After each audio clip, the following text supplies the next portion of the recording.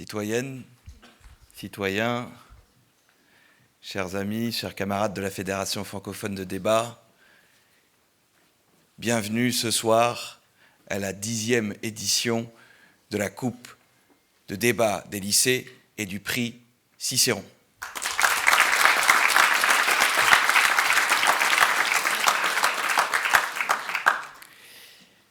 Dans la vie, il y a des jours plus joyeux que d'autres, des jours plus amers que d'autres, et je vous mentirais si je vous disais que ce matin, je me suis réveillé d'humeur joyeuse.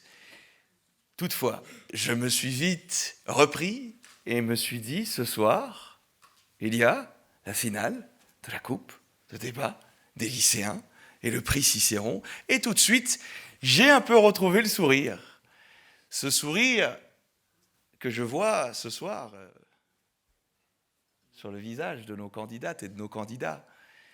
Ce sourire que je vois aussi dans l'Assemblée, ici, les membres du public, des familles, des amis ou de certaines personnes qui sont venues simplement en curieux, voir un petit peu à quoi ressemblait la jeunesse française d'aujourd'hui qui, paraît-il, est désengagée, qui, paraît-il, passe son temps sur les réseaux, qui, paraît-il, n'a plus aucune conscience des choses et plus aucune conscience politique. Bien, nous allons ce soir faire mentir ces oiseaux de malheur. Et nous allons les faire mentir avec deux exercices phares de la Fédération. Le premier, c'est un exercice d'éloquence. Alors, on pourrait parler des heures et se demander qu'est-ce que c'est que l'éloquence. Et moi, j'ai envie de dire, il y a quelque chose de très agréable avec l'éloquence, c'est que l'éloquence, ça ne sert absolument à rien. Ah, c'est faux, me dit-on. C'est faux, dit-on au premier rang. Quand je dis que ça ne sert absolument à rien, c'est que l'éloquence, c'est avant tout quelque chose, c'est une discipline qui est faite pour se faire plaisir, qui est faite pour donner de la joie ou toucher les cœurs.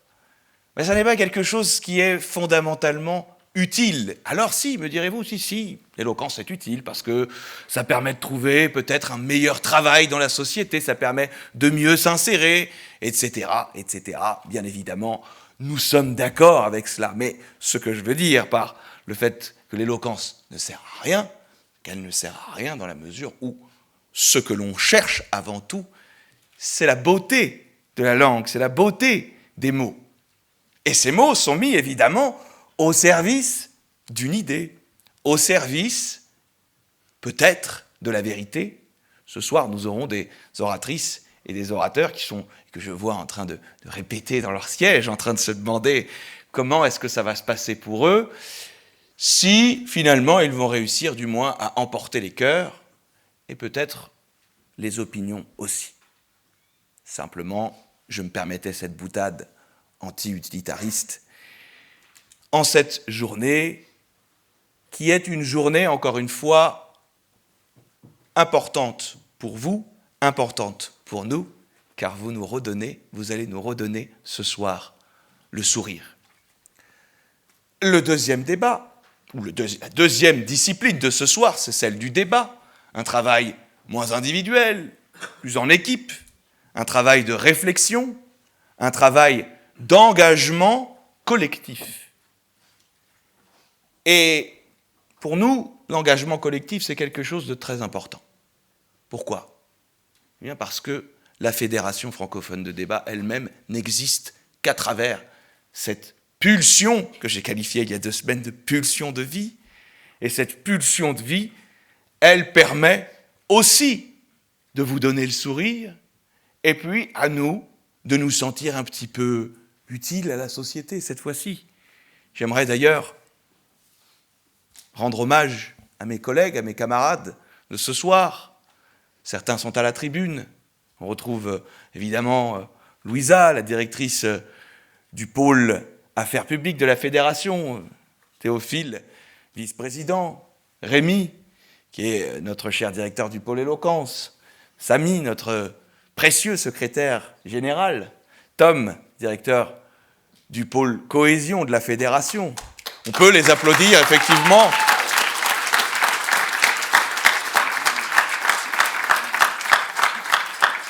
Parce que si moi-même je m'engage à la Fédération francophone de débat, c'est aussi parce que parfois je profite aussi de leur sourire. Parce que aussi parfois je profite de la petite étincelle qu'il y a dans leurs yeux, à vous voir progresser, à vous voir réaliser notre maxime.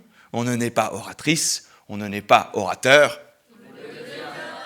Merci, merci pour cette réactivité. Et vous savez peut-être que je suis aussi dans la vie enseignant, à mes heures perdues ou à mes heures gagnées, pas très très bien gagnées, il faut bien l'avouer. Et j'aimerais lire ce message que nous avons reçu parce qu'il nous a toutes et tous touchés. Je ne dirai pas de quel orateur il s'agit, de quel papa ou de quelle maman, mais simplement ces mots. Je tiens à vous exprimer ma plus profonde gratitude pour avoir permis à mon fils de participer au concours récent. Votre générosité a ouvert la porte à une expérience inoubliable qui l'a non seulement enrichi, mais a également allumé en lui une flamme d'enthousiasme et de passion. Alors que nous attendons avec impatience le jour de la finale, je vois une nouvelle étincelle dans ses yeux, un reflet de l'excitation et de la joie que vous avez aidé à cultiver. Votre soutien a été un cadeau précieux et nous sommes sincèrement reconnaissants pour cette opportunité, avec toute notre reconnaissance.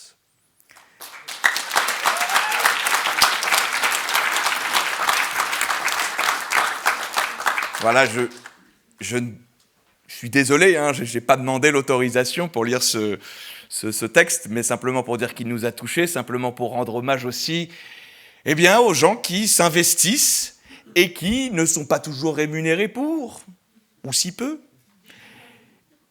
mais dont les rémunérations sont aussi les joies de recevoir ce genre de messages. Et encore une fois, en tant qu'enseignant, lorsque je reçois des messages d'étudiants ou d'étudiantes, 5 ans après, qui m'envoient un mail de cet acabit, je pense qu'ils ne se doutent pas du plaisir profond qu'ils suscitent chez nous. N'hésitez pas à nous envoyer des petits messages comme ça, si vous n'aviez pas compris le message. Ce soir, donc, 2 disciplines. La première est l'éloquence, et nous avons discuté avec l'éminent Rémi Salor pour savoir quel sujet nous allions donner. On aime bien toujours choisir des sujets hommages, enfin disons, en fonction des dates anniversaires. Et puis on a vu qu'on était à l'Assemblée nationale, que c'était les 50 ans de la mort du président Pompidou, que c'était un homme qui était éloquent, qui se permettait de répondre lorsqu'on lui posait des questions sur des sujets de profonde société avec un poème d'Éluard. Mais nous n'imaginions pas à quel point la citation de ce soir serait autant à l'ordre du jour, à savoir « Le gouvernement ne peut dépendre pour sa vie et pour son autorité que du peuple ». Je vous laisse réfléchir. Ils vont vous faire réfléchir ce soir. Et puis, autre anniversaire. En 1954, la CED, la Communauté européenne de défense, était rejetée par l'Assemblée nationale.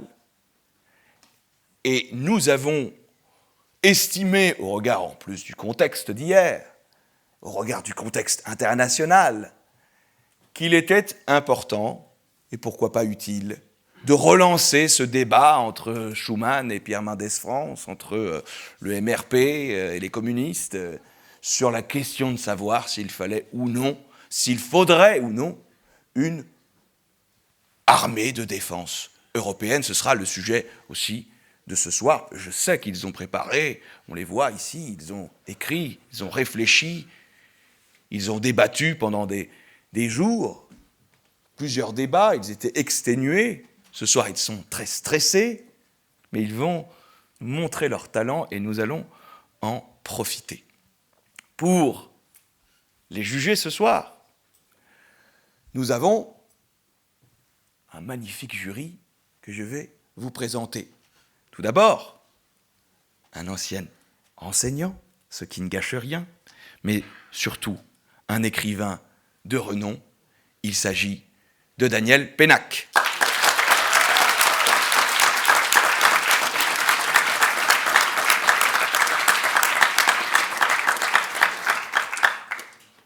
Le deuxième membre de ce jury est chirurgien dentiste de profession, et je tiens à préciser que c'est très important, vous savez, le sourire en art oratoire, ça compte aussi, mais toutefois ce n'est pas en tant que chirurgien qu'il est là ce soir, mais plutôt en tant qu'amateur de littérature, en tant que bibliophile aussi, si je ne m'abuse, passion que nous partageons, même si elle est assez coûteuse parfois, et surtout amateur d'art, d'objets d'antiquité.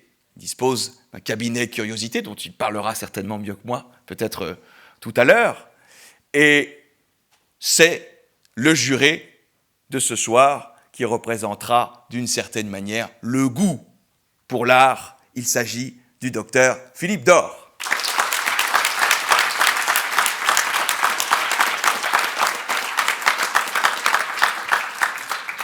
Troisième membre de ce jury est un influenceur, un étudiant, mais qui a été surtout finaliste récent, aux côtés de notre chère Louisa, il y a quelques semaines, chez nos amis des ateliers de la langue française et du Festival de l'éloquence d'Aix-en-Provence. Il s'agit de Théo Fulpin.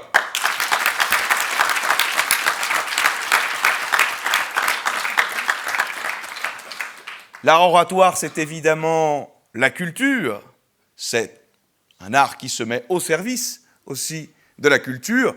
Voilà pourquoi nous avons une chef de la mission de sensibilisation et de développement des publics, du ministère de la Culture, et nous vous distribuerons un peu plus tard un petit fascicule dont Mario vous parlera plus en détail. Il s'agit donc d'Anouk Lederley.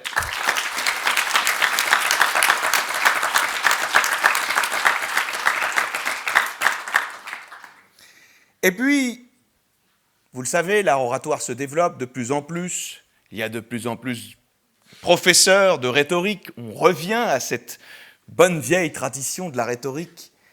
Et cette tradition de la rhétorique, eh bien, nous avons deux éminents et jeunes représentants de cette nouvelle génération de formateurs. La première, donc, est coach en prise de parole en public et entrepreneuse, notamment à HEC ou à Rocket School. Il s'agit de Solène Aboud.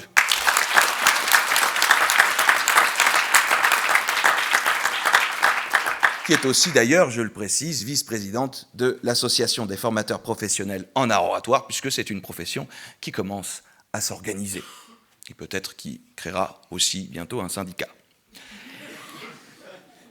Et le deuxième est aussi coach en prise de parole en public, il est enseignant, il a une chaîne qui commence à être de plus en plus visible sur les réseaux, notamment sur Instagram ou sur TikTok aussi, si je ne m'abuse.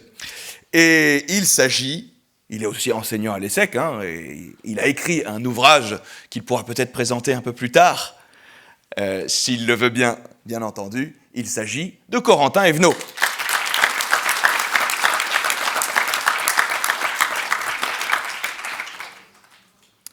Bien, avant que de céder la parole à Rémi Salor pour la partie éloquence, j'aimerais, mes mots ne sont pas particulièrement éloquents ce soir, je suis un petit peu sonné et puis forcément un petit peu aussi intimidé, notamment par le fait d'avoir un écrivain dans le jury qui, comme le disait si bien Albert Camus, ne peut aujourd'hui se mettre au service de ceux qui font l'histoire, mais au service de ceux qui la subissent.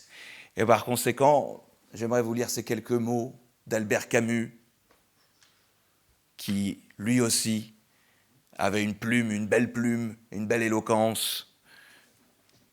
Chaque génération sans doute se croit vouée à refaire le monde. La mienne, c'est pourtant qu'elle ne le refera pas. Mais sa tâche est peut-être plus grande. Elle consiste à empêcher que le monde se défasse. Héritière d'une histoire corrompue, où se mêlent les révolutions déchues, les techniques devenues folles, les dieux morts et les idéologies exténuées, où de médiocres pouvoirs peuvent aujourd'hui tout détruire, mais ne savent plus convaincre, où l'intelligence s'est abaissée jusqu'à se faire la servante de la haine et de l'oppression, cette génération a dû, en elle-même et autour d'elle, restaurer à partir de ses seules négations un peu de ce qui fait la dignité de vivre et de mourir. Devant un homme menacé de désintégration, où nos grands inquisiteurs risquent d'établir pour toujours les royaumes de la mort, elle sait qu'elle devrait, dans une sorte de course folle, comme la montre, restaurer entre les nations une paix qui ne soit pas celle de la servitude, réconcilier à nouveau travail et culture, et refaire avec tous les hommes une arche d'alliance. Il n'est pas sûr qu'elle puisse jamais accomplir cette tâche immense, mais il est sûr que partout dans le monde, elle tient déjà son double pari de vérité et de liberté, et à l'occasion sait mourir sans haine pour lui. C'est elle qui mérite d'être saluée et encouragée partout où elle se trouve, et surtout là où elle se sacrifie. Citoyennes, citoyens, il est des jours plus funestes que d'autres, des jours plus joyeux que d'autres, mais cette soirée, à n'en pas douter, sera joyeuse, et cette jeunesse nous rendra fiers et fera mentir tous ceux qui pensent que la jeunesse ne pense plus.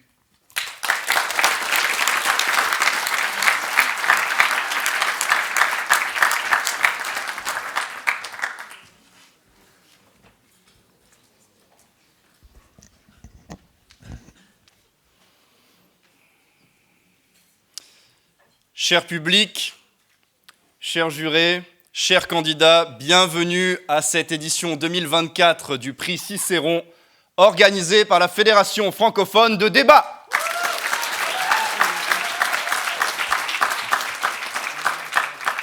Avant de vous présenter le concours, j'aimerais que l'on applaudisse et que l'on remercie l'Assemblée nationale de nous accueillir ce soir.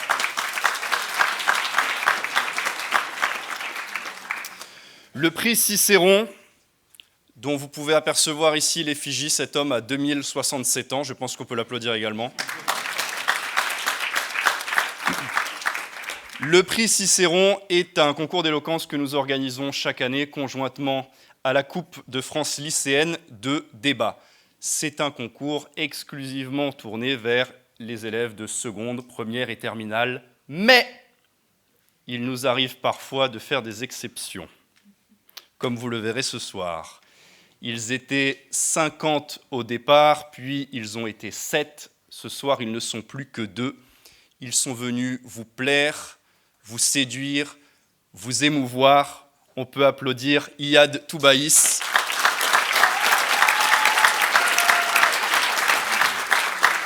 Et Alix Guillat.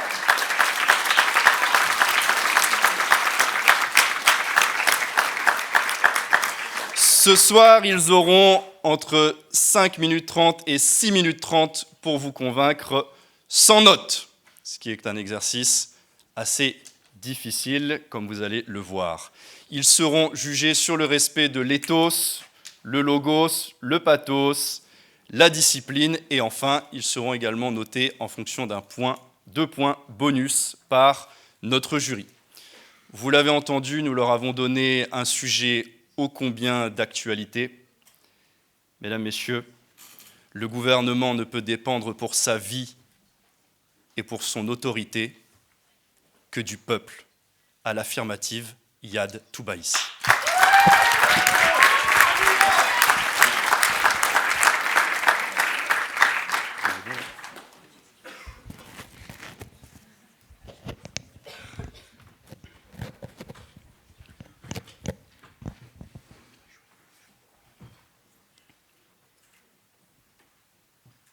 Légitimité, mérite et peuple. Voilà tout ce qu'il faut. Voilà tout ce qui suffit au gouvernement et à la démocratie pour prospérer.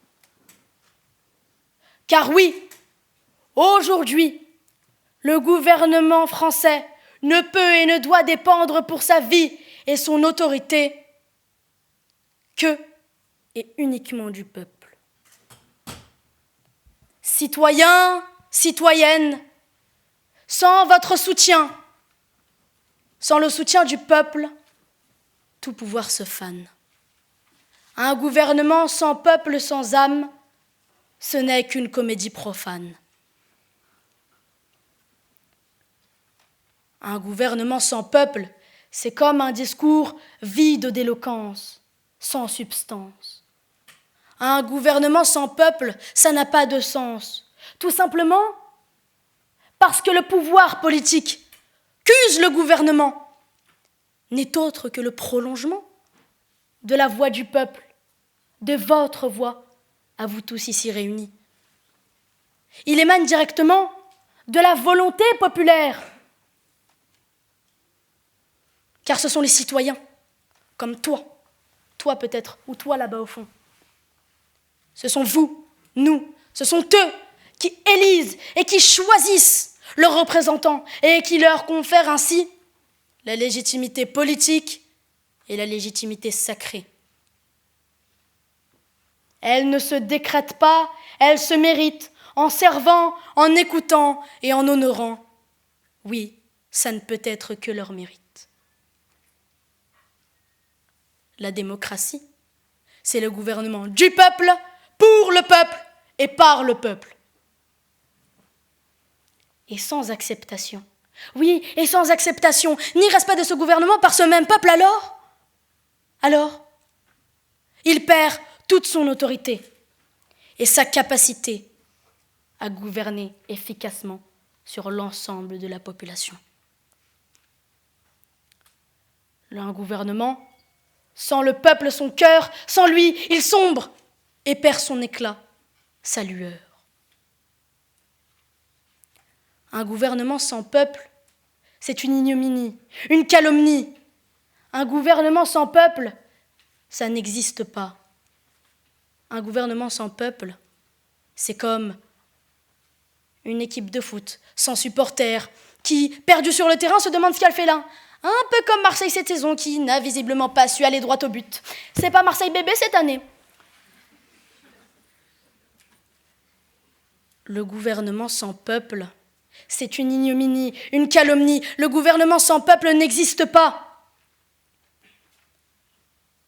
Un gouvernement sans peuple, c'est un bateau sans boussole, voguant vers son déclin. Un gouvernement sans peuple, c'est un roi sans couronne. Sachez que le gouvernement sans le peuple, c'est un peu comme une recette de cuisine. D'un côté, on a les ingrédients du peuple et de l'autre, les épices du gouvernement. Les deux séparés, c'est fade. Mais les deux mélangés, ça fait les bons petits plats de la madré. Alors ensemble, continuons à nous régaler, à nous empiffrer de liberté, d'égalité et de fraternité. Très chers amis, camarades de tout horizon, aujourd'hui, je suis présent devant vous, portant le message du peuple que vous représentez. Aujourd'hui, je suis présent à vous, je suis présent devant vous, parce que vous avez besoin que le gouvernement vous écoute. Vous, citoyens, vous voulez que vos aspirations, vous voulez que vos idées, que vos projets soient pris en compte dans les différentes décisions politiques. Parce que si jamais elles sont prises en compte, un sentiment de confiance, un sentiment d'appartenance, un sentiment de respect naîtra auprès du gouvernement. Et ainsi, vous serez satisfait. Le gouvernement ne peut dépendre pour sa vie et son autorité que et uniquement du peuple. Et comme le disait si bien Benjamin Franklin, dans les gouvernements libres, les gouvernants sont les serviteurs du peuple qui eux-mêmes sont les supérieurs souverains. Un gouvernement sans peuple, voilà une idée remplie de désarroi. Voilà que quand j'y pense, je pleure. Un gouvernement sans le peuple, son cœur, il perd son éclat, il perd sa lueur. Parce qu'un gouvernement sans peuple, encore une fois, mesdames et messieurs, le peuple que nous représentons tous ici, aujourd'hui, n'est rien sans votre voix, même à vous. Rappelez-vous, gouvernants éphémères, que sans vous, que sans nous, votre règne n'est qu'une chimère. Nous tous, ici, peuple, représentants de la plèbe, nous sommes ici et nous nous levons face au gouvernement, puisque nous sommes sa voix, nous sommes lui.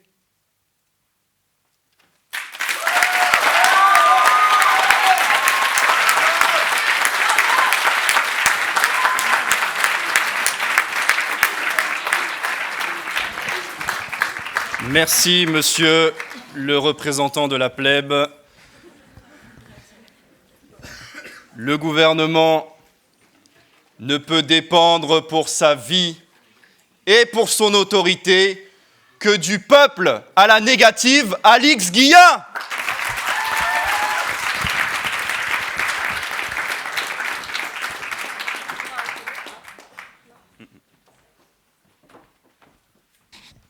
Alix Guillat.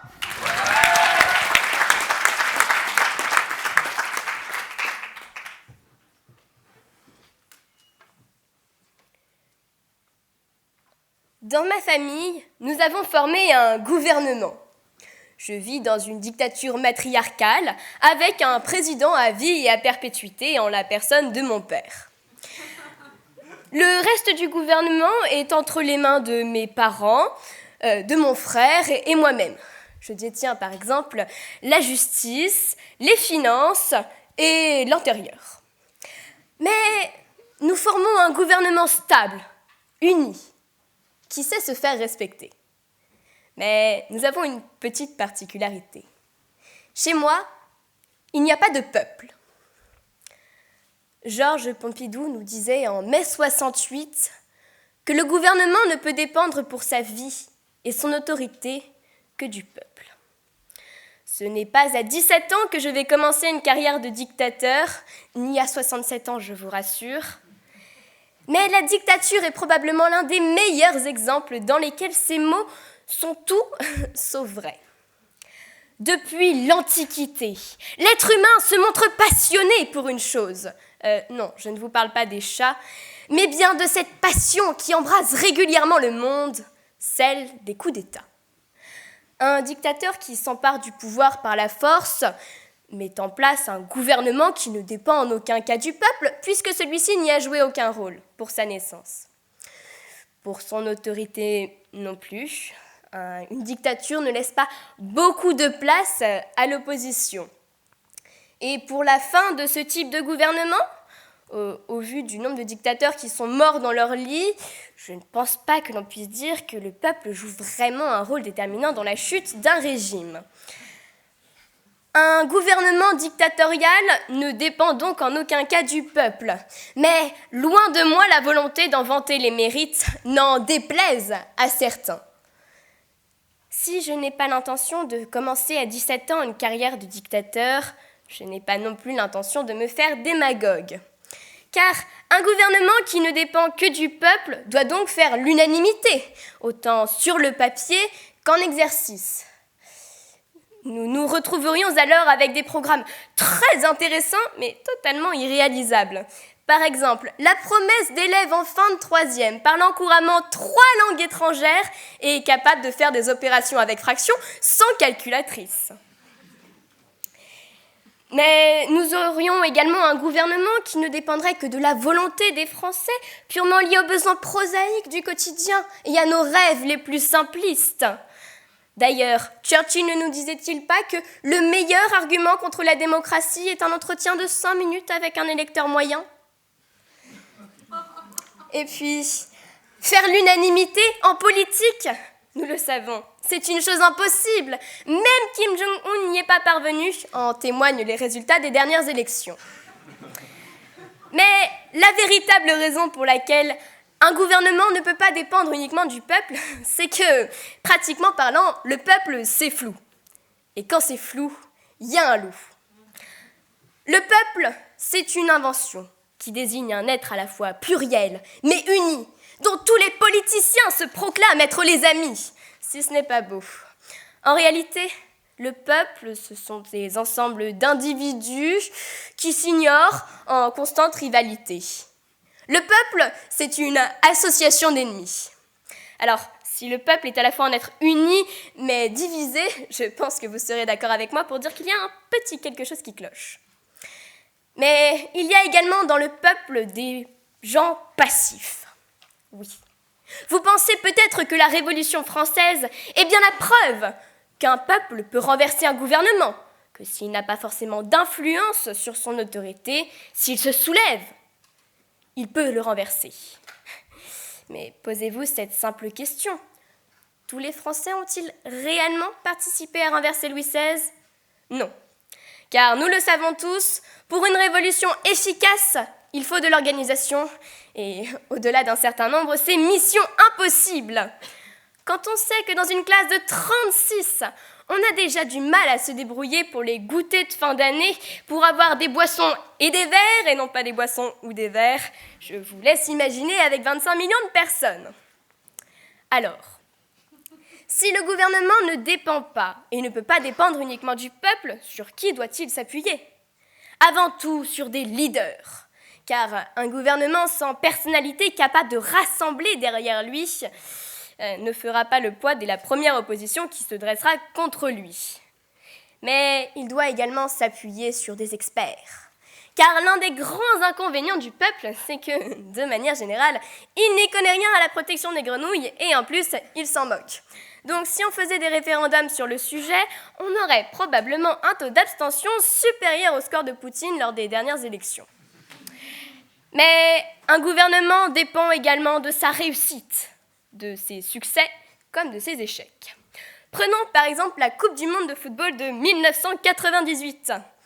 Cette Coupe du monde de football a eu un autre vainqueur que l'équipe de France en la personne de Jacques Chirac, qui a su en tirer profit pour redresser sa cote de popularité.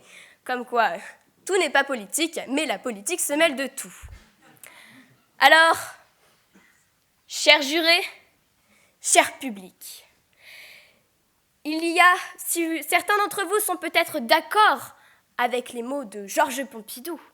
Mais quelle ironie quand on sait que ces mots, prononcés 6 ans avant sa mort, sont pourtant le contraire de ce qui va arriver à son gouvernement. Que son gouvernement ne dépendra non pas du peuple, mais bien de la vie d'un seul homme, de la vie d'un président.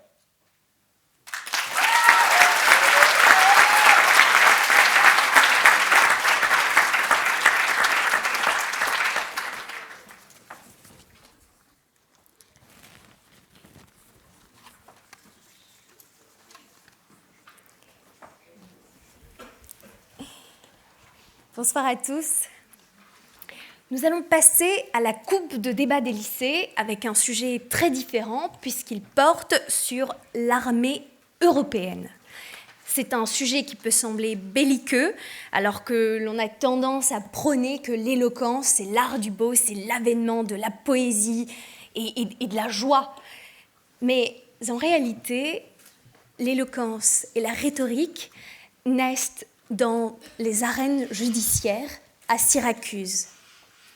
Lorsque les tyrans sont alors chassés de Sicile, un jeune écrivain, Corax, va venir créer ce que l'on appelle des techniques d'argumentation destinées aux expropriés de l'époque pour réclamer leurs droits. Et en créant ces techniques-là, il va aussi imposer le contradictoire, la possibilité de débattre sur ses droits, sur ses devoirs, sur ses responsabilités. C'est à cet endroit que naît la rhétorique et avec elle grandit la démocratie. Parce que la parole, c'est un pouvoir. C'est le pouvoir de combattre l'injustice, d'instruire les opinions, mais surtout de façonner l'histoire. Cette histoire, Cette histoire que nous allons participer à écrire ce soir d'une manière ou d'une autre, cette histoire avec l'éloquence, elle va s'incarner aujourd'hui avec 8 orateurs, 8 débatteurs qui se sont hissés jusqu'en finale après une compétition acharnée parmi 200 compétiteurs lycéens venus de toute la France. Ils se sont démarqués, ils sont fantastiques, formidables, pleins de talent, de charisme aussi. Avant de les entendre nous démontrer que la rhétorique, plus qu'une grammaire de l'éloquence, c'est une discipline de l'esprit, du corps et du citoyen engagé. Alors, plus que jamais ce soir, et aussi parce que nous sommes dans la salle Victor Hugo, j'aimerais conclure, moi, cette petite introduction avec ces mots. Tenter, braver, persister, persévérer, être fidèle à soi-même, prendre corps à corps le destin, étonner la catastrophe par le peu de peur qu'elle nous fait. Affronter la puissance injuste et insulter la victoire ivre, tenir bon, tenir tête. Voilà l'exemple dans les peuples en besoin, l'exemple qui les électrise. Merci.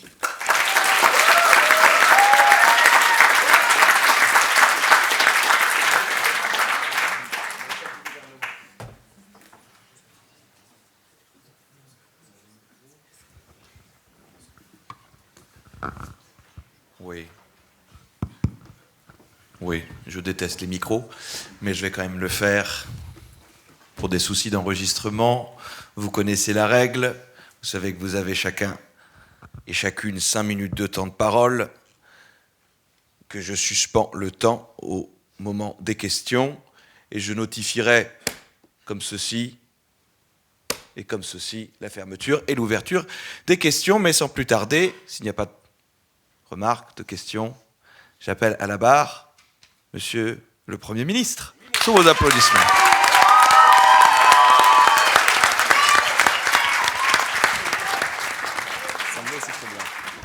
Monsieur le Premier ministre, vous avez la parole.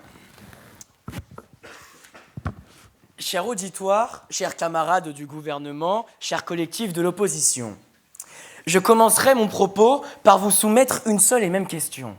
Elle est anodine et pourtant tellement essentielle. Que vaut l'amour sous la menace constante? Que vaut l'amour sous la menace grandissante? Que vaut l'amour sous la menace malveillante? À cela, certains peuvent me répondre qu'il ne vaut rien, qu'il est malsain, qu'il nous enferme dans une décadence certaine. Le gouvernement que j'ai plaisir à diriger se réclame de toutes ces réponses.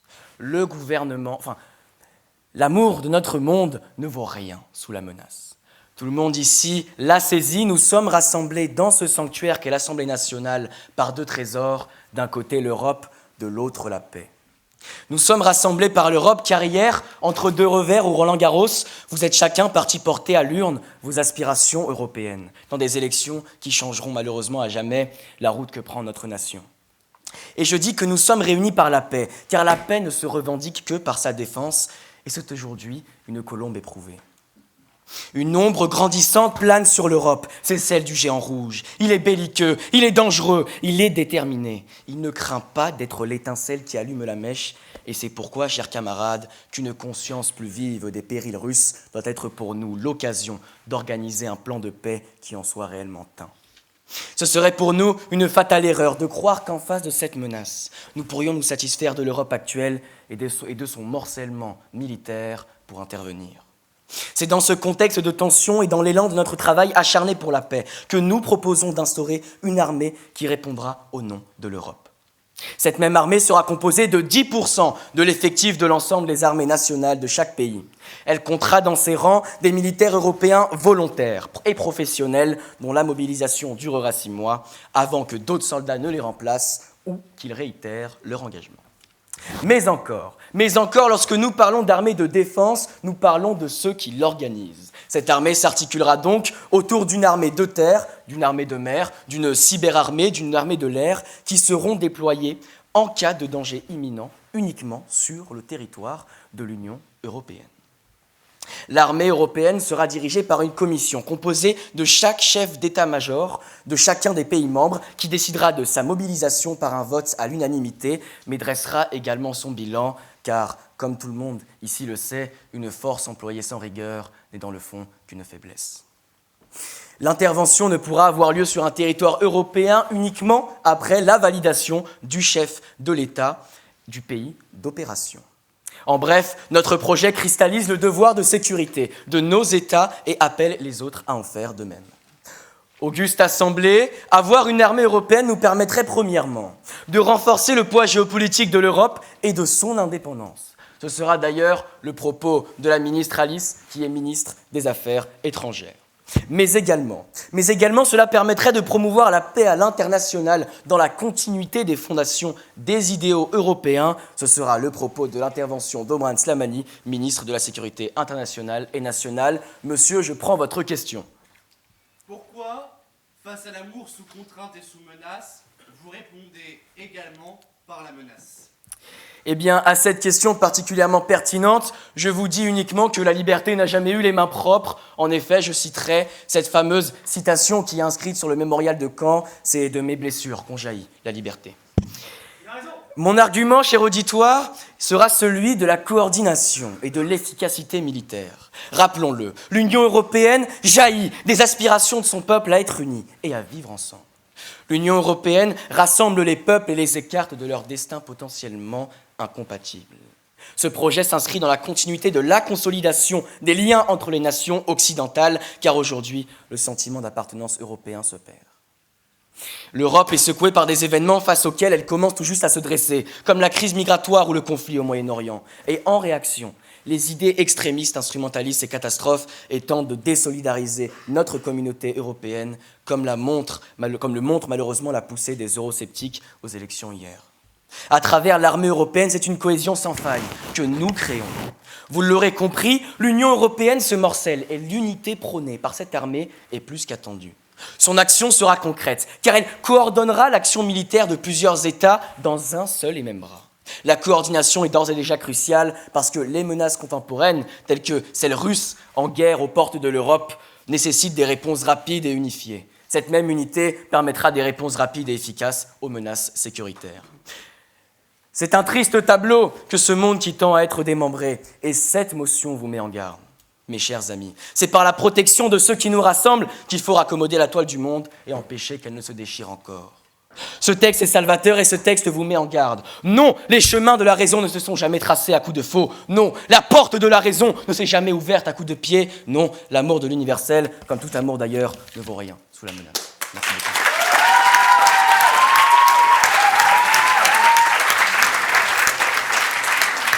Merci, Marchetouche. Merci, Monsieur le Premier ministre. Alors, je vais vous demander, chères oratrices et chers orateurs, simplement de prendre le micro, chacun, un micro pour les questions lorsqu'elles seront posées, de telle sorte à ce qu'on puisse enregistrer. Encore une fois, je déteste les micros. Vous savez qu'on préfère l'art oratoire à haute et intelligible voix sans artifice. Mais pour garder une trace, nous avons besoin de ces enregistrements. Et sans plus tarder, j'appelle donc à la barre pour vous répondre, madame, autant pour moi, la députée chef de l'opposition.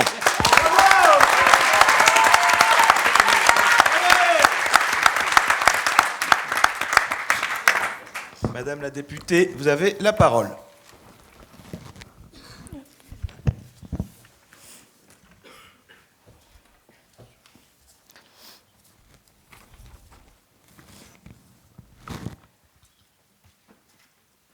Chère Assemblée, qu'avons-nous entendu ? Qu'avons-nous entendu ? Nous avons entendu un gouvernement irresponsable et inconscient des conséquences de cette mesure. Je vous pose la question, Monsieur le Premier ministre, que vaut l'amour sous la menace constante ? Eh bien, je vous répondrai qu'elle vaut la paix, parce que l'amour construit la paix. Parce qu'en effet, l'armée et la construction d'une armée, la préparation à la guerre n'a jamais conduit à la paix. Ce sont deux notions complètement contradictoires que le gouvernement essaie de mettre en commun.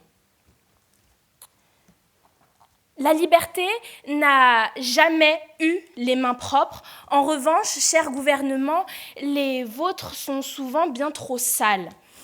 Et aujourd'hui, nous le voyons, l'état-major européen existe déjà. Que voulez-vous faire ? Que voulez-vous faire de plus que ce qu'il existe déjà ? Beaucoup d'instances sont déjà présentes. Nous avons des instances telles que l'AED, l'Agence de défense européenne, ou encore la politique étrangère de sécurité commune, qui engendre elle-même la politique de sécurité et de défense collective. Vous voyez bien, aujourd'hui, nous avons assez d'instances qui protègent l'Europe. Une armée européenne serait simplement inutile et non nécessaire.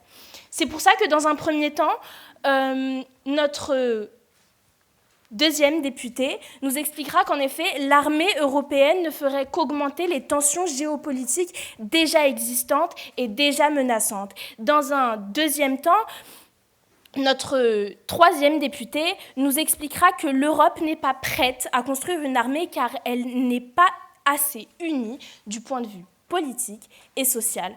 Quant à moi, notre secrétaire général conclura le débat en nous expliquant que cette mesure est tout à fait inutile, voire même dans certains cas assez mauvaise. Quant à moi, je vous explique maintenant que la France n'a aucun intérêt à s'allier avec des pays qui sont inférieurs à elle militairement parlant. Puisqu'en effet, l'armée française est assez fonctionnelle, est assez moderne pour protéger nos citoyens français. En effet, nous détenons l'arme nucléaire, je ne vous apprends rien, nous sommes le seul pays de l'Union européenne à le détenir et partager cette arme serait un scandale en plus d'être une grande erreur. Je prends votre question. Cher chef de l'opposition, en quoi est-ce que l'Europe ne serait-elle pas prête à s'unir autour d'une armée quand en 2020, selon un sondage de YouGov, 94% des membres de l'Union européenne se disent favorables à une armée ? Eh bien, je vous répondrai simplement qu'elle n'est pas prête parce qu'elle n'a pas de valeurs qui l'unissent. C'est-à-dire qu'il y a des pays comme l'Hongrie qui sont des pays d'extrême droite réunis autour de valeurs qui sont complètement différentes de nos valeurs de liberté française. Cependant, je laisserai mon troisième député développer sur ce point très précis.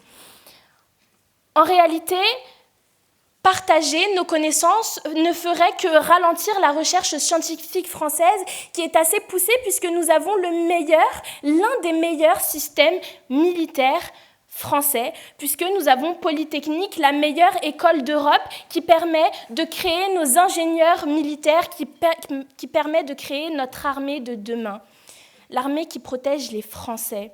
Puisqu'en effet, si nous créons une armée européenne, nous serons bien trop occupés à expliquer comment fonctionne le missile Marta 422 aux Grecs, auxquels nous vendons nos armes les plus obsolètes.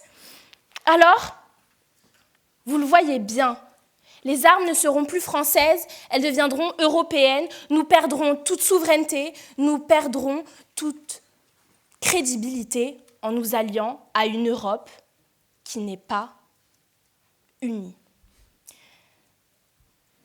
Alors, créer une armée suprême, créer une armée d'un super-État, redessiner les frontières serait tout à fait inefficace. Et puis, je vous l'explique de la manière la plus simple. C'est une mesure qui ne fera que plonger la France dans le plus gros des trous noirs. Nous ne sommes pas là pour faire la charité. Nous ne sommes pas là pour offrir nos équipements. Nous ne sommes pas là pour offrir nos meilleurs systèmes de cybersécurité, puisqu'en effet, monsieur le ministre, vous avez parlé de systèmes de cybersécurité, mais il faut d'abord développer le système de cybersécurité français.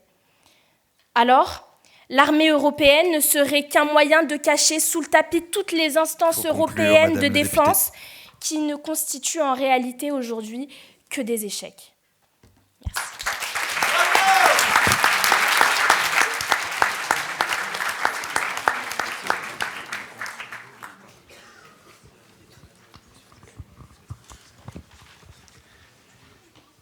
Bien, merci beaucoup, Madame la députée. La parole est à Madame la deuxième ministre, sous vos applaudissements, bien entendu.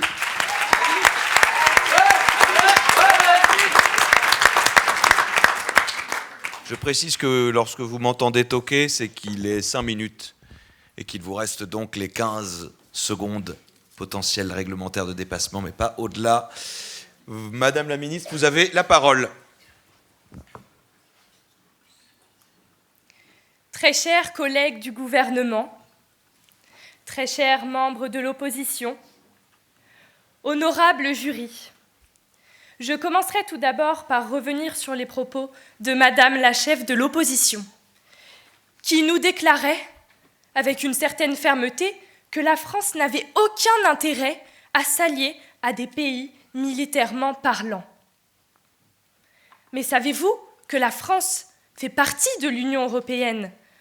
La France est déjà alliée à des pays qui partagent les mêmes valeurs, les valeurs de démocratie, les valeurs de liberté. Elle nous a également parlé des étudiants en Polytechnique. Mais savez-vous, Madame la chef de l'opposition, qu'un tiers seulement des étudiants en Polytechnique rejoignent l'armée. Le reste part simplement dans le privé. Très chère Assemblée, l'Europe est en danger, l'Europe est en péril, l'Europe est essoufflée. Mais l'Europe saura se relever. Aujourd'hui, je suis fière, au nom de notre gouvernement et de l'Union européenne, de vous déclarer que notre projet nous offrira des clés qui nous permettront de rayonner sur la scène internationale dans son entièreté. Honorable Assemblée, il y a urgence. Le 5 novembre prochain, les citoyens américains voteront pour élire leur prochain président. Et cela peut tout changer. Je dirais même plus, cela peut tout bouleverser.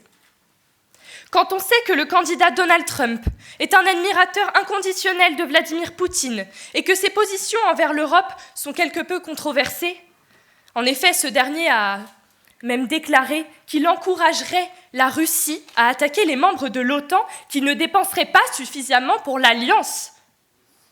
Quand on sait tout ça, il est de notre devoir de nous désolidariser de ce parent américain avant qu'il ne soit trop tard. Elle a raison.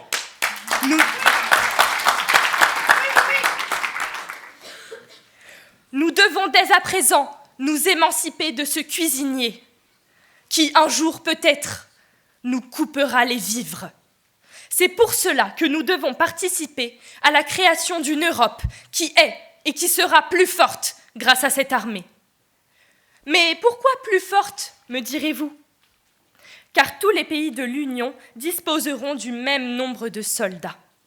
Prenons par exemple le cas du Luxembourg. Je peux vous dire que les soldats se font rares là-bas. Ils sont au nombre de 1000. Comment, je vous demande comment, un petit pays comme le Luxembourg pourrait-il se défendre face aux agressions extérieures ? Madame la chef de l'opposition, je prends votre question. Madame, je vous pose la question, en quoi se désolidariser des États-Unis, c'est prendre son indépendance, puisqu'a priori, nous serons désormais dépendants de l'Europe ? Je vous remercie pour votre question, Madame la chef de l'opposition. Alors, se désolidariser des États-Unis, c'est devenir une Europe, une Union européenne indépendante. Car comme je l'ai dit, mais vous ne l'avez peut-être pas très bien entendu, nous dépendons énormément des États-Unis de manière militaire. Si tous les États s'allient ensemble, nous pourrons créer une coalition militaire beaucoup plus forte. Je vous cite le Luxembourg, mais je pourrais aussi vous citer Malte, avec ses 1700 soldats, ou la Lettonie, qui n'en compte que 7000. Ces petits pays souffrent actuellement d'un mal, d'un tourment qui les ronge chaque jour un peu plus. Ainsi, grâce à cette armée, grands et petits États seront unis dans la diversité et vivront de surcroît dans une atmosphère sécurisante, propice au développement des valeurs de l'Union européenne. Mais pourquoi faut-il que celle-ci soit unie militairement ? Car la légitimité de cette dernière est malheureusement de plus en plus remise en question. Les cyberattaques, les attaques terroristes et les actes de vandalisme visant à cliver notre société dans le contexte géopolitique actuel éclatent aux quatre coins de l'Europe. Ils agissent, tapis dans l'ombre, comme une gangrène sur notre belle union. Cette union qui agonise et se décortique à petit feu, humiliée par ces crimes qui remettent en cause son existence. En tant que gouvernement, il est de notre devoir de construire une Europe unie face aux mouvements de déstabilisation qui clivent, qui divisent et qui renient l'existence de notre belle et grande Europe.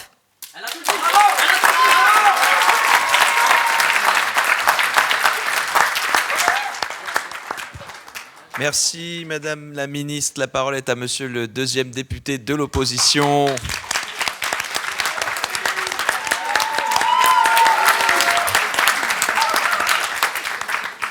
Monsieur le député, vous avez la parole.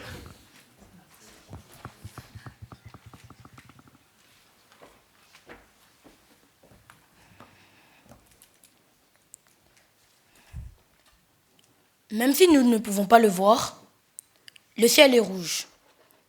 Les nuages sont verts et les fleurs sont noires.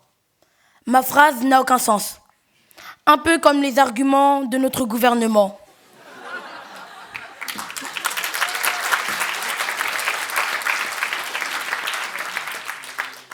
Vous avez dit que l'Europe deviendra indépendante grâce à cette alliance, mais qu'en est-il de la France ? Notre pays, notre patrie, elle deviendra, elle, dépendante de cette Europe. Et votre alliance, elle ne servira qu'aux petits pays, mais pas à nous, Français. Honorable Assemblée, je suis ici pour vous parler d'un sujet capital. Nous sommes dans une époque bien triste. Une époque où les hommes s'entretuent. Comme l'a dit De Gaulle, une guerre, c'est comme la chasse. Sauf que, à la guerre, les lapins aussi, ils tirent. Où chaque pays veut être plus fort que ses voisins. Où chaque pays veut être plus craint que ses voisins. Où chaque pays veut être plus dangereux que ses voisins. Nous revendiquons la paix. Cette fleur, si douce, si belle, mais si fragile. À notre époque, les populations pensent que c'est une situation acquise, alors que nous devons de continuer à préserver cette paix qui ne tient aujourd'hui qu'à un fil. Pourquoi ? Parce que cette armée promue la guerre. Le départ à la course à l'armement. Une course où le gagnant est celui qui a l'arme la plus meurtrière. Il y aura alors une avancée technologique destructrice. La dernière course créa l'arme atomique. Elle coûta la vie à plus de 200 000 personnes. Aujourd'hui, avec les avancées technologiques du monde, nous pouvons nous attendre à bien pire. Je prendrai votre question. Merci, monsieur le deuxième député. En quoi est-ce que la France serait moins forte quand on sait qu'une petite partie de l'armée française sera envoyée pour constituer l'armée européenne ? Nous vous avons rappelé que c'était 10%. 10%. Lors d'une guerre, comptons-nous les pourcents. Lors d'une guerre, quand la France aura besoin de ces 10%, comment ferons-nous, dites-moi, comment ferons-nous 10%, je vous le dis aujourd'hui, peut-être que ce n'est que 10%, mais c'est la vie de milliers de Français. Il a raison. De plus, en effet, le test de ces nouvelles armes de destruction massive est un danger écologique et biologique.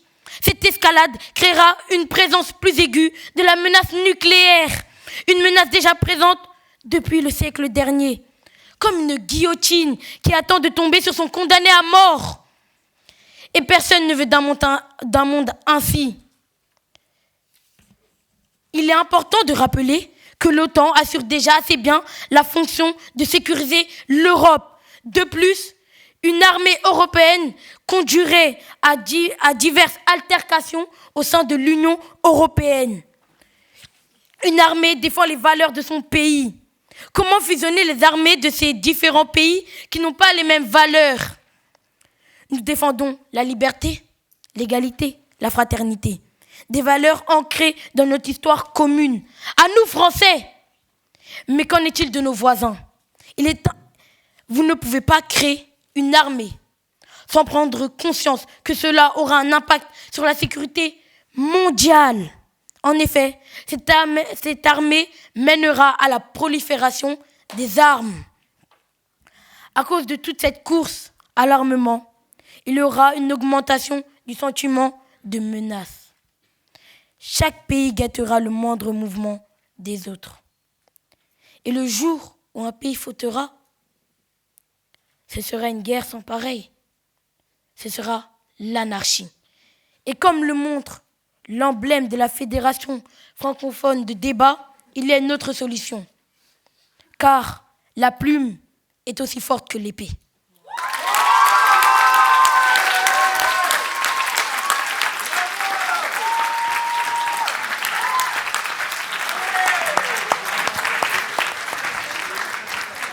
Merci, monsieur le député.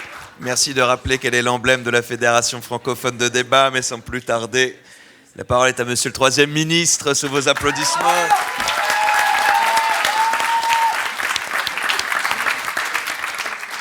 Monsieur le ministre, vous avez la parole.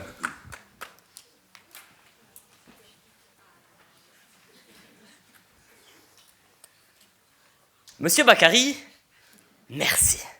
Je vous remercie, monsieur Bakary. Vous nous avez pointé tant de problèmes et ils sont vrais. Sauf les nuages, le ciel rouge, ça c'est faux. Mais ce qui est marrant, c'est que tous ces problèmes trouvent leur solution dans notre mesure.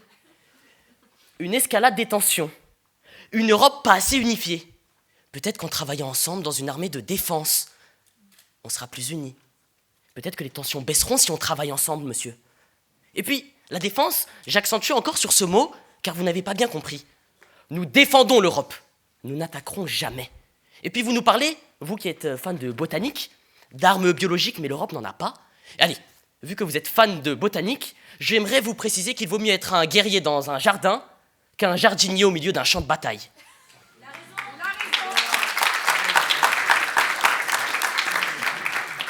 Alors, au lendemain des élections européennes, les opposants n'ont pas compris l'enjeu profond de cette union dans la diversité. Tous différents, mais surtout un seul objectif. La paix, la prospérité. Certains belliqueux de l'opposition y verront les prémices d'une nouvelle guerre.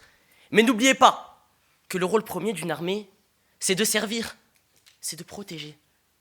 Servir nos alliés, la veuve et l'orphelin, quand les frappes ennemies ne laissent qu'un champ de ruines à Mariupol. Protéger les territoires attaqués. Protéger l'intégrité de notre continent uni, sous la menace non pas des migrants, comme on aimerait nous le faire croire, mais sous le bruit des bottes et de ceux qui marchent en rang serré jusqu'aux frontières de l'Europe.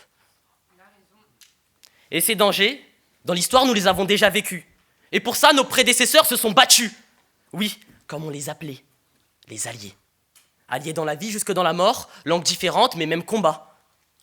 Oui, nous commémorions encore, il y a quelques jours, le débarquement en Normandie qui a permis la libération de la France. Comment la barbarie nazie et comment l'occupation de la France aurait-il pris fin sans le dévouement d'autres pays, sans le dévouement d'hommes venus d'ailleurs? Alors, Europe, ton hymne nous le dit. Par ta magie sont unanimes des peuples jadis divisés. Mais Bakary ne croit plus en la magie. Alors, Europe, comme ton hymne nous le dit, soyons unis, comme des frères. Mais Bakary ne croit plus en la fraternité. Alors je pense qu'il faut agir comme des frères d'armes qui se battent pour protéger l'un, défendre l'autre. Europe, ma chère Europe, ton hymne nous dit, et je vous le dis, chère assemblée, amis, bâtissons une ère de paix pour l'humanité. Oui, monsieur. Cher député ministre, comment avoir la paix quand l'extrême droite avance et sera à la tête de l'Europe, donc de votre armée? Eh bien, monsieur le député...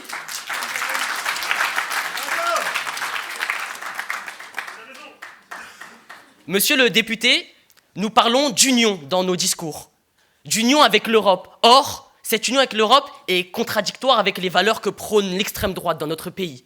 C'est donc totalement en contradiction que viennent notre mesure et les positions de l'extrême droite actuellement. Mais voyez la suite, vous comprendrez. Alors, cette mesure est le ciment d'un territoire soudé et prospère. Europe, encore, ta couleur que mon gouvernement, que notre gouvernement portons aujourd'hui, cette couleur bleue nous dit harmonie, apaisement et idéaux. C'est pour ces idéaux que se sont battus hier nos précurseurs, que nous nous battons aujourd'hui et que se battront nos héritiers demain. Concrétisons ensemble aujourd'hui ce qu'ont entamé les pères de l'Europe, Jean Monnet ou Konrad Adenauer, un idéal de paix. Devenons quant à nous les filles d'une Europe sereine et prête à répondre, à réagir. Ensemble, l'Europe est une grande famille. Car c'est ensemble que les pays européens assureront leur sécurité. C'est ensemble qu'ils se sont relevés des conflits antérieurs. Et s'il vous plaît, monsieur le député, regardez-moi. Merci. Ne retombons pas dans les dérives extrêmes du passé. Les mitraillettes, plus personne ne veut en entendre le son. Alors des anciennes guerres, tirons-en les bonnes leçons. Une Europe unie, c'est une paix unique. Une Europe unie, c'est une histoire qui se termine. Celle de la crainte de l'attaque à Mariupol, celle des familles déchirées, mais c'est une nouvelle qui s'écrit. Celle de la tranquillité des peuples. Cette nouvelle armée se veut être la médiatrice des conflits, pas celle qui la commence. Elle veut éviter les nouvelles escalades de violence. Elle permettra de mieux anticiper les menaces et les neutraliser sans que cela ne dégénère.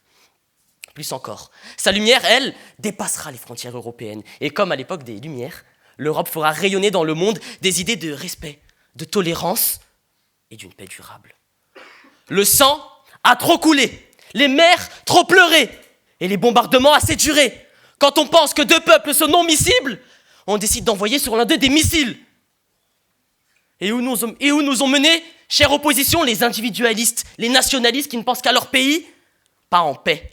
Alors, à quelques jours de l'Euro de football, pensons collectif. Défense, passe décisive. Mais n'oubliez pas, quand les balles sont en plomb, qu'elles ne sont plus tirées avec des crampons, jouer en équipe devient la seule solution.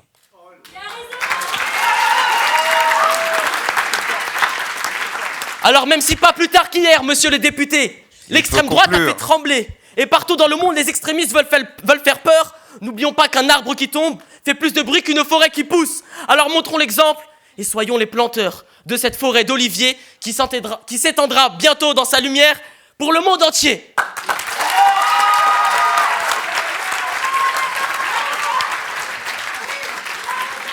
Merci, monsieur le ministre. Pour lui répondre, la parole est à monsieur le troisième député de l'opposition.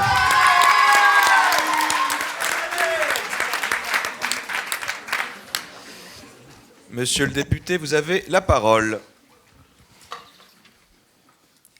Chère Assemblée, malgré tout, cher gouvernement et chers amis députés, votre discours est vide, vidé de tout son sens, sans vision ni envie, il est faux, il nous ment. Vous voyez, moi aussi je sais faire des alexandrins, mais ça ne garantit pas de cohérence à mon discours. À vrai dire, monsieur le député élève son projet d'armée au rang de ce qui sauvera le monde et garantira la paix. Quel beau discours, j'en conviens. Discours qui est aussi celui de toute armée, de toutes les armées qui un jour ont envahi un pays, en justifiant ainsi leurs exactions. Vous ne voulez pas de mitraillettes ? Ne créez pas d'armée. Je sais que vous avez du mal avec la logique, mais ce n'est pas une raison pour la démagogie. À vrai dire, monsieur le Premier ministre, revenons là-dessus, c'est demander pourquoi l'Europe n'est pas prête. Qu'il se rassure, je vais lui répondre. Mon argument est le suivant, l'Europe n'est ni prête, ni faite pour une armée, car elle est bien trop divisée. Pourquoi ? Eh bien, qu'est-ce qu'une armée ? L'armée n'est pas qu'une série de personnes dont le métier serait de se battre. Elle n'est pas composée de mercenaires, mais de soldats. Une armée est l'extension défensive d'une nation, dont elle protège les peuples et poursuit les valeurs. Lorsque vous demandez à un soldat français pourquoi demain il sacrifiera sa vie pour des inconnus qui n'ont en commun avec lui qu'une carte d'identité, il vous répondra qu'il se bat pour une nation, qu'il se bat pour des valeurs. Oui, chère Assemblée, un soldat n'est pas une prostituée, il est prêt à souffrir, mais pas pour de l'argent. Mais il est prêt à souffrir pour la liberté, pour le bonheur d'un peuple et pour l'égalité, il donnera son cœur. En somme, et c'est bien simple, un soldat se bat pour un peuple. Alors, pourquoi le soldat européen est un rêve illusoire, voire un danger notoire ? C'est car nous ne pouvons pas avoir de peuple européen. En effet, qu'est-ce que l'Europe aujourd'hui ? Qu'est-ce que l'Europe sinon une série infinie de bureaux, de commissions, d'assemblées, de décisions qui ont pour point commun qu'elles ne sont pas comprises de ce que l'on appelle le peuple européen. Je vais prendre votre question. En quoi le peuple européen ne vaut-il pas autant un sacrifice que le peuple français? Y a-t-il une hiérarchie des peuples? Il n'y a pas de hiérarchie des peuples, et je vais y venir. Cependant, considérer que le peuple européen est égal au peuple français, c'est considérer qu'il y a un peuple européen. Et comme je vais vous le démontrer, ce peuple européen ne peut exister. Pourquoi? Car l'UE est une machine sans vie, une machine infernale, appelée technocratie. S'il faut être honnête, chère Assemblée, l'Union européenne est à peu près aussi connectée à la réalité que l'est ma grand-mère dans la Creuse, enfin. Quand le lobbying paralyse la loi, quand celle-ci fourmille de détails sans queue ni tête, comme la quantité de pépins dans une conserve de tomates, vous pourrez vérifier. Comment espérer que l'Union européenne prenne en main un peuple? Et j'y viens. La technique politique paralyse Bruxelles. Les lois y sont obscures, comme les costumes des députés. C'est une machine. Mais ce n'est pas tout. Si l'union autour d'une armée est impossible, c'est aussi et surtout à cause du caractère divisé des peuples européens, n'aspirant ni aux mêmes valeurs, ni aux mêmes principes. Deux peuples aux opinions et aux valeurs différentes peuvent s'allier pour leurs intérêts ou contre leurs ennemis. C'est vrai, et nous le faisons déjà. Mais ce n'est pas encore pour cela qu'ils feront corps. Au contraire. Dans l'Europe saignante, blessée par des pays dont certains politiques tuent la démocratie, l'assassinent sans remords, mais pouvons-nous aspirer à construire une nation? À construire une armée? Non. Allons-nous faire participer Viktor Orban, dont le régime n'a de démocratique que le nom, à une armée? Mais car la question se pose et le gouvernement n'y répond pas. À qui allons-nous donner des armes? Quand hier soir, même le pays des droits de l'homme envoie au Parlement 40% de députés de l'extrême droite qui fait souffrir la France moins d'un siècle auparavant, quand les Français font le choix de la haine, du repli, de la méfiance, comment croire que l'Europe puisse être bien dirigée? En somme, si la nation européenne, condition nécessaire d'une armée, comme nous l'avons montré, ne peut exister, c'est car les peuples n'y sont pas prêts. La faute de l'UE est de négliger la puissance des sentiments nationaux. L'extrême droite les récupère, ces sentiments. L'extrême droite les attise, les rend haineux, en agitant les épouvantails de l'immigration et de la décroissance. L'Europe n'est pas prête et n'est pas faite pour une armée. J'en veux pour preuve les scores de l'extrême droite partout, de l'ouest à l'est. Si les Français votent pour une double frontière, sont-ils assez confiants en la mutualisation de leur armée? Je ne crois pas. Pourtant, ce gouvernement fait fi de cette réalité. Et il y a ici un danger. Je vous ai démontré que l'absence de sentiment européen et la direction technocratique de l'Union européenne rendaient l'armée européenne inefficace. À vrai dire, ce gouvernement ne respecte ni les Européens, ni les soldats, ni le bon sens, mais peu importe. À vrai dire, l'armée européenne peut se révéler être un danger, en refoulant encore plus les sentiments nationaux et en pavant le chemin vers les extrêmes et vers la peur. Alors, lorsque vous entendrez, chère Assemblée, les sophismes du secrétaire général du gouvernement, n'oubliez pas, pour préserver la paix, pour construire une union et pour sauvegarder la République, votez contre ce projet de loi. Je vous remercie.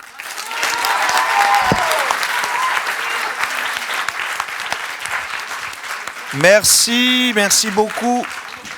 Et pour conclure, du côté du gouvernement, la parole est à monsieur le secrétaire général.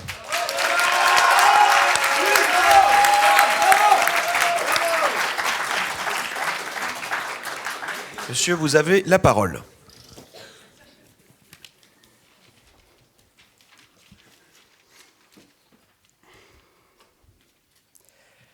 Si, monsieur le troisième député, si nous ne respectons rien, nous respectons au moins la logique, contrairement à votre opposition. Vous nous parlez de diviser alors que vous n'avez pas compris notre loi qui, elle, veut rassembler. Ensuite, vous nous parlez de... les militaires ne seraient pas prêts à combattre pour une terre européenne. Je vois bien que vous n'avez pas écouté notre projet de loi, puisque nous avons dit que nos militaires seront envoyés sur le volontariat. Vous nous parlez de loi obscure. Mais il faudrait peut-être regarder. Le système est compliqué. Retournez à l'école, monsieur. Alors, vous nous dites, vous donnerez des armes à tout bout de champ. Je crois bien que vous n'avez toujours pas compris notre loi. Ceux qui s'engagent, ce sont des militaires. Nous ne donnons pas plus d'armes. Non, les armes, ils les ont déjà. La formation, ils l'ont déjà.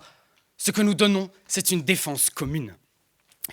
Alors, votre Premier ministre nous a dit qu'il n'y a pas de logique à l'alliance. Alors je crois bien que votre devise, c'est « seul on va plus vite ». Mais sachez que la nôtre, c'est « ensemble on va plus loin ». Oui, aujourd'hui, nous prônons une défense collective. Et vous nous parlez d'état-major européen déjà constitué. Vous nous parlez de l'Europacorps, peut-être. Mais je n'ai jamais entendu armée européenne. Non, l'armée européenne n'existe pas. Et c'est pourquoi le gouvernement que je représente aujourd'hui est là. Alors, vous nous parlez d'une France, d'une puissance militaire extrêmement développée. Dois-je vous rappeler que la France ne tiendrait pas plus de 3 jours en munitions? C'est un détail, mais je pense que vous l'avez volontairement omis. Ensuite, votre second député nous a dit « Chaque pays veut être plus dangereux que ses voisins ». Encore une fois, vous n'avez pas compris. Ce n'est pas possible. Notre projet, c'est allier les voisins. Justement, c'est contrer ce principe-là que vous énoncez. Ensuite, vous nous parlez de bombes atomiques. Parce que pour vous, on réglerait la chose à coups de bombes atomiques. J'espère qu'en juin 2023, lors des émeutes, heureusement que vous n'étiez pas président. Ensuite, vous nous parlez, nous avons déjà l'OTAN pour nous défendre. Mais quelle contradiction avec votre première ministre qui nous disait justement, nous n'avons pas besoin d'alliance pour nous défendre, nous sommes la meilleure armée du monde. Je ne comprends plus. Voyez-vous, je suis déboussolé. Alors, comme l'a dit d'entrée le chef du gouvernement, opter pour une armée européenne, c'est souder nos pays solidement, assurer une entente et une coordination, renouveler nos fondations, consolider les liens entre les nations. C'est apporter une solution à nos problèmes, œuvrer pour la démocratie contre les extrêmes. Comme l'a dit notre second ministre, voter pour une armée constante, c'est donner à l'Europe une force indépendante, c'est dire au monde que nous existons, que nous sommes prêts à défendre nos positions, c'est redonner de l'importance à une Europe affaiblie, mais qui aujourd'hui se reconstruit. Une Europe qui ne veut plus dépendre des États-Unis, qui veut retrouver sa souveraineté et sa liberté, sortir d'une situation critique pour retrouver son poids géopolitique et son importance géostratégique. Je prendrai votre question. Bien, monsieur, je suis la chef de l'opposition et non pas la première ministre. Vous m'excuserez. Je vous excuse. Comment contrer le principe de guerre ? Puisque vous nous dites que les États ne sont pas en guerre et que nous voulons la paix, nous voulons leur cohabitation, leur cohésion. Mais ils sont en guerre.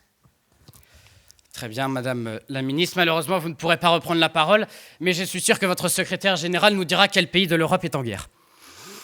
De plus, comme vous l'a dit, notre troisième député, notre troisième ministre, Omran Slamani, former une armée européenne, c'est faire barrage à la haine. C'est assumer que la paix se paye, c'est sortir de l'inconscience et du sommeil. Aller vers l'avenir pour ne pas tomber dans le passé. Apprendre des erreurs qui nous ont marqués. C'est l'accomplissement d'une Europe pacifique qui dépasse la simple symbolique et qui trouve son achèvement aujourd'hui sur les fondations que nos pères ont construites. Il a raison. Oui. Aujourd'hui, je suis fier d'appartenir au gouvernement européen. Celui qui porte la voix de ses citoyens. Le gouvernement de la sécurité dans ce monde déboussolé. Celui qui est là pour protéger, réinventer. Le gouvernement d'une Europe forte, puissante, d'une Europe existante, entreprenante. Le gouvernement qui combat pour un avenir meilleur, qui dépasse les craintes et les peurs, pour proposer un projet européen, un projet humain. Un projet qui nous rallie tous, qui met à l'honneur chaque individualité, tout en conservant notre diversité, qui crée notre unité. Voter l'armée européenne, c'est voter la paix, la sécurité. C'est choisir de prévenir plutôt que de guérir, car n'oubliez pas, une Europe avertie en vaut deux. Merci.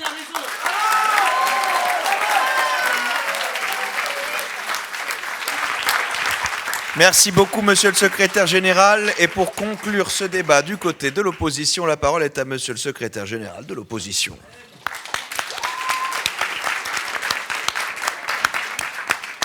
Monsieur le député, vous avez la parole.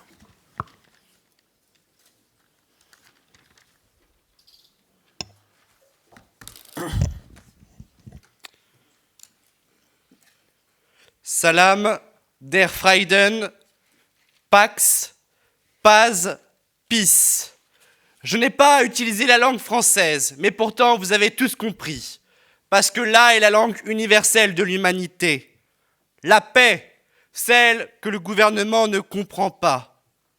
Cher gouvernement, chers collègues de l'opposition, chère Assemblée, vous ne savez plus comment gouverner, alors vous tentez de dominer.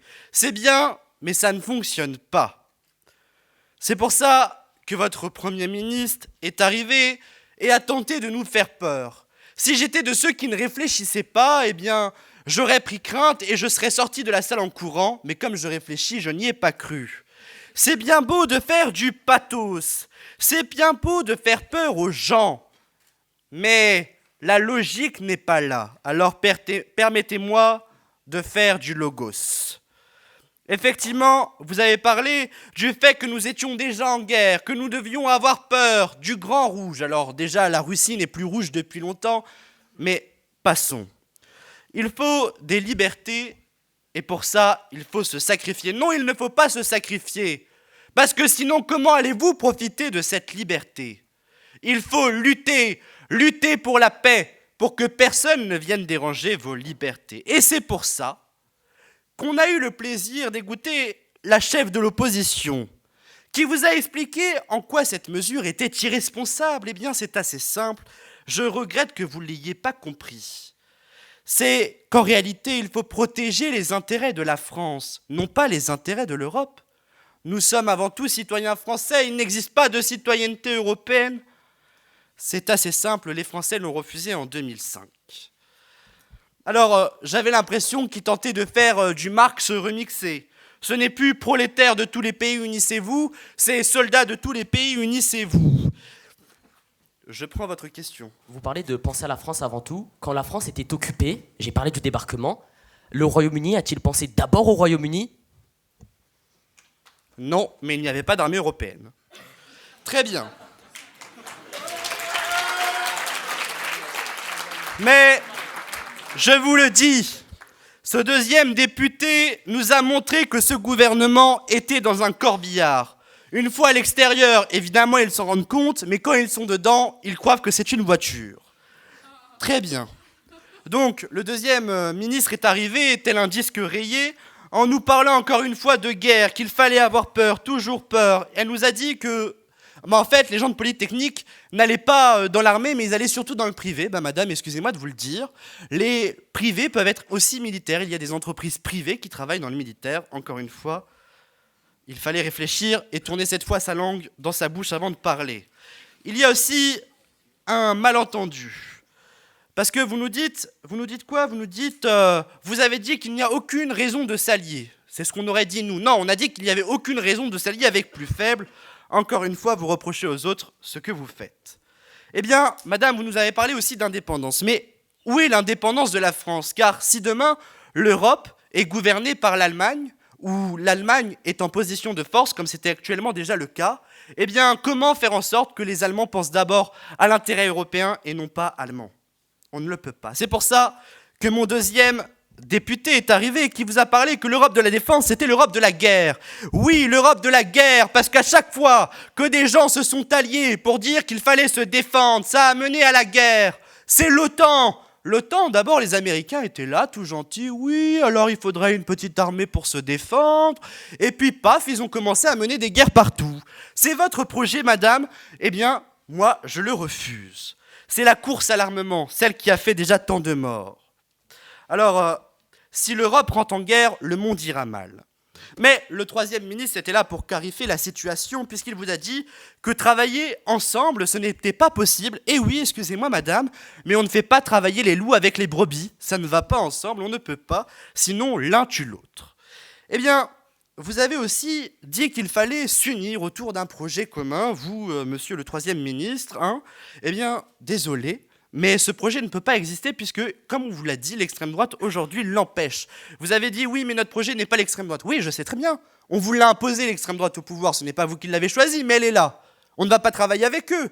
On ne va pas leur fournir des militaires français pour agir selon leurs moyens si un jour ils sont majoritaires en Europe.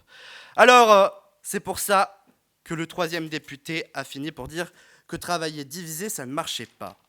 Et puis le SG, alors là, est arrivé. Il vous a dit 19 fois, j'ai compté, j'ai fait l'effort pour vous, que nous n'avons rien compris. Alors, le mépris est de mise ici. L'armée européenne existe déjà. Oui, monsieur, c'est simplement que vous ne le savez pas. Alors, regardez, aussi nombreux que nous sommes, nous avons le pouvoir d'agir, car si noire que soit la nuit, jamais la lumière ne s'éteint. Et car si petite que soit la braise, c'est elle qui remet le feu à la plaine. Alors mettons le feu à la plaine, faisons la paix!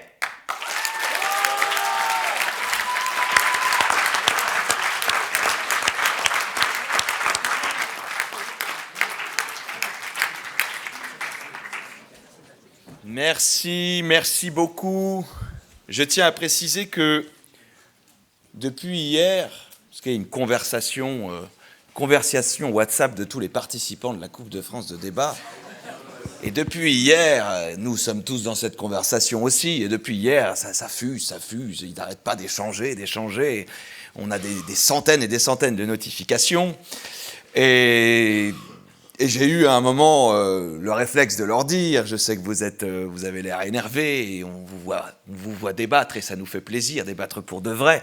Comme là, ce soir, c'était un peu débattre pour de faux. Je sais qu'il y en a certains qui sont allés à l'encontre totale des opinions qui étaient les leurs, mais on ne dira pas lesquelles. Et je leur avais demandé ce soir, attention, mes amis, appliquez s'il vous plaît la maxime des anciens romains, dignitas et gravitas. Eh bien, ce soir, nous avons eu, tout d'abord, dans le gouvernement, nous avons eu Yanis, Alice, Omran et Stanislas, qu'on peut applaudir très fort.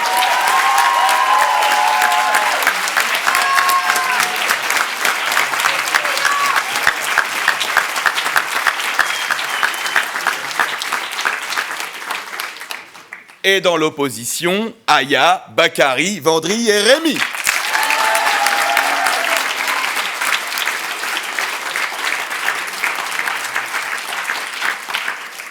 Bien, avant que le jury ne se retire pour délibérer, certains connaissent la tradition, d'autres ne la connaissent pas, mais je vais vous demander de tous et toutes vous lever pour pratiquer un exercice d'art oratoire collectif, non par chauvinisme cocardier, vous savez que je déteste ça, mais plutôt par patriotisme révolutionnaire et universaliste, celui qui considère que la nation France n'est pas une nation ethnique ou religieuse, mais bien une nation civique. Et donc, en signe de communion, nous allons tous entonner ensemble la Marseillaise. Allons enfants de la patrie, le jour de gloire est arrivé.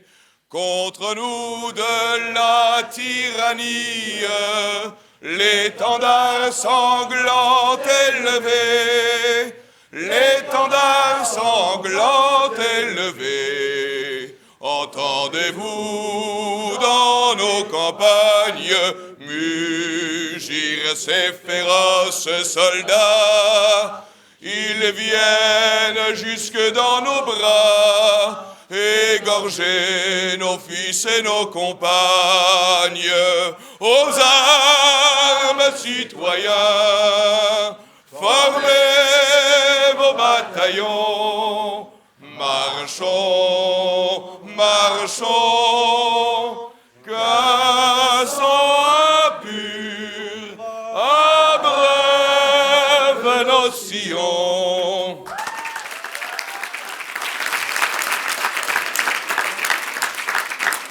Le jury va donc pouvoir se retirer pour délibérer.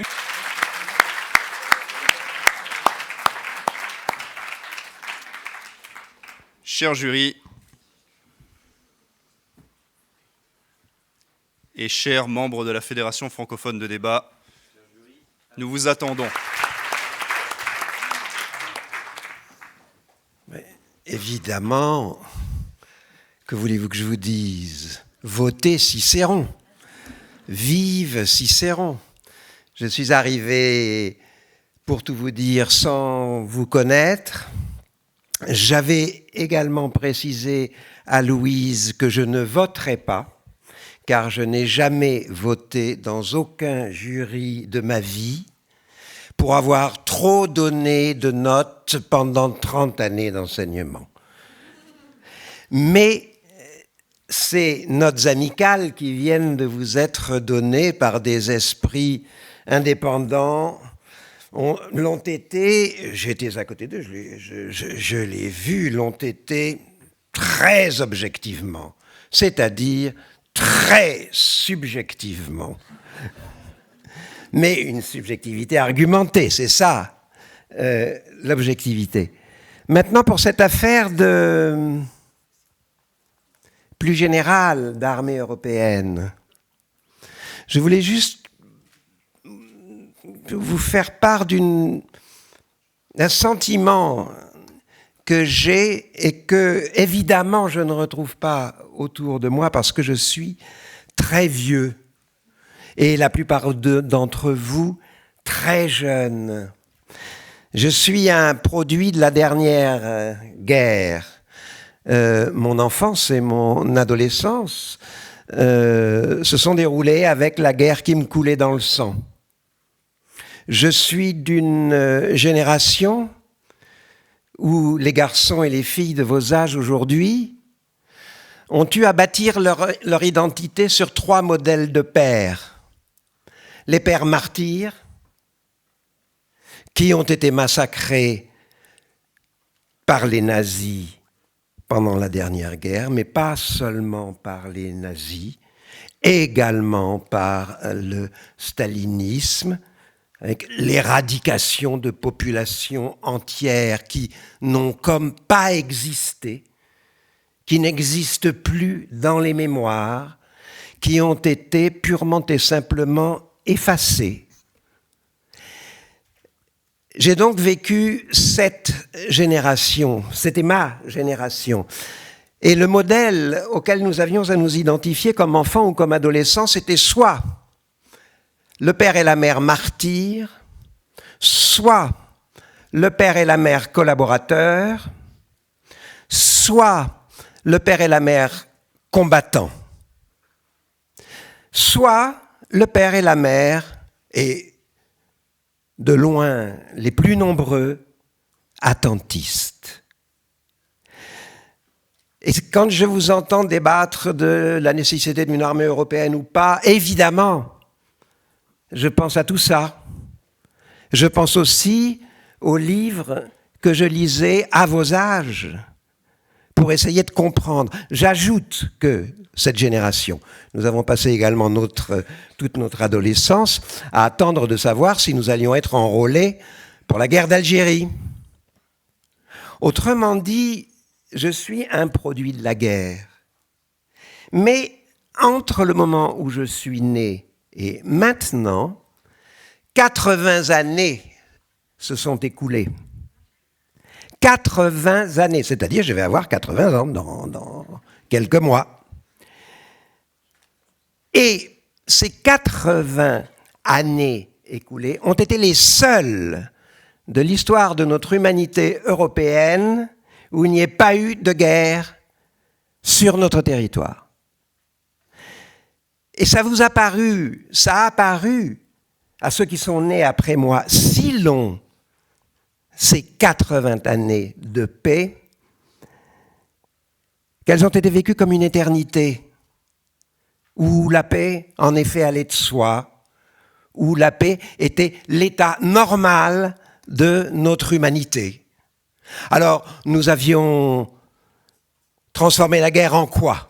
Parce que la guerre avait lieu ailleurs, en spectacle, que nous regardions à la télévision le soir aux informations. Nous avons, nous Français, vendu des armes à énormément de gens, tout en leur reprochant de ne pas vivre notre civilisation pacifiée. J'ai vécu dans ces contradictions-là, je suis là aujourd'hui, je n'ai pas aimé du tout, moi non plus, bien entendu, les élections d'hier. Je ne me prononcerai pas sur la décision intéressante du gouvernement. Je note qu'on a eu 2 grandes crises politiques, que dans l'une de ces deux crises au présidentiel, le représentant du Parti socialiste, notre Premier ministre, a sauté du pont d'Arcole en pleine rivière au milieu du passage. C'est fini. Au nom de la dignité personnelle, je ne fais plus de politique. Et que l'actuel gouvernement se livre au jeu de hasard, comme tout message qu'il a donné aux électeurs après la façon dont ils ont voté. Donc, je vous en supplie, considérez que ces 80 années ne sont pas une éternité. Ne sont pas une éternité. Et pour les plus jeunes d'entre vous, qui avaient été formidables, vous avez été formidables, hein, cela dit. Toi, j'ai pas voté, mais je n'en ai pas moins apprécié. Je vous en supplie, pour votre avenir, ayez l'imagination du passé. Essayez d'imaginer réellement ce qu'a été ce passé, en somme, immédiat, qui s'est achevé avec la guerre de 40. Ayez l'imagination du passé. Je vous en supplie. J'aurai des tas de livres, évidemment, comme je suis un prof patenté, je vous dirai relisez ou lisez. Bon, je ne vais pas vous donner ces livres, vous allez les découvrir vous-même. Si, quand même, lisez l'espèce humaine de Robert Antelme. Lisez ça. Lisez Vie d'un Allemand. Où on voit, évidemment, qui a écrit Vie d'un Allemand, je ne me rappelle plus, je n'ai plus son nom, car je vais avoir 80 ans dans 6 mois, mais lisez Vie d'un Allemand, lisez Solzhenitsyn, lisez Vie et Destin de Vassili Grossman, bref, lisez tout ce qui peut nourrir votre imagination du passé, afin d'être bien armé pour veiller sur votre présent. Amen. Pour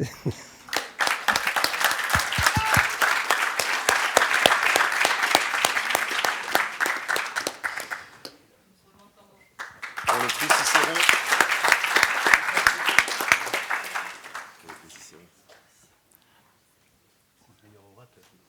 Non, pas le meilleur orateur du premier. Bien. Apprenez que nous avons décidé, le jury, d'attribuer la coupe et donc du débat et la victoire du débat à un groupe qui ne contient pas le meilleur orateur, puisque le meilleur orateur ce soir aura été Monsieur Vadry. Vendry.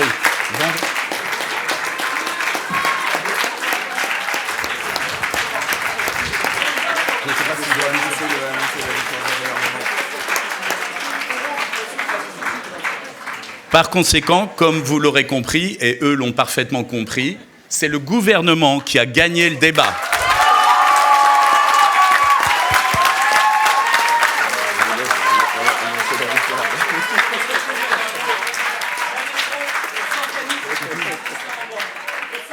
Merci beaucoup. Nous allons maintenant rendre le verdict du prix Cicéron, car nous avons eu assez de suspense. Alors, j'ai le plaisir d'annoncer la personne qui va remporter ce soir le prix Cicéron. Ça n'était pas tout à fait à l'unanimité, mais presque. Il y a eu un grand enthousiasme pour les deux représentants qui nous ont beaucoup séduits. Mais c'est quand même Alice Guillat qui remporte ce prix.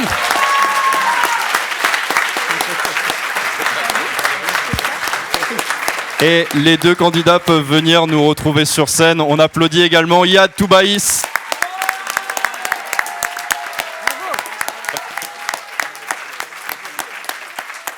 Et j'invite le jury à remettre le trophée du prix Cicéron à Alix, que l'on peut applaudir.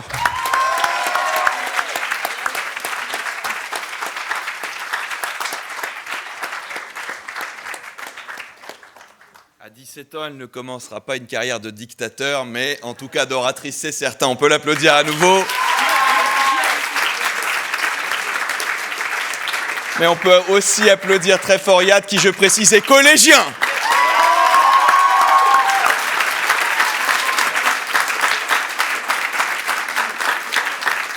Est-ce qu'un autre membre du jury veut dire quelque chose avant que nous puissions clore cette 10e édition du prix Cicéron et de la Coupe des lycées?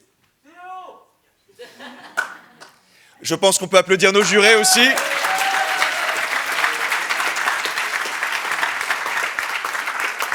Félicitations à vous, membres du gouvernement. Félicitations à vous aussi, membres de l'opposition. Ne sois pas aussi dépité. Toute ta famille est venue te voir et ils sont très très fiers de toi.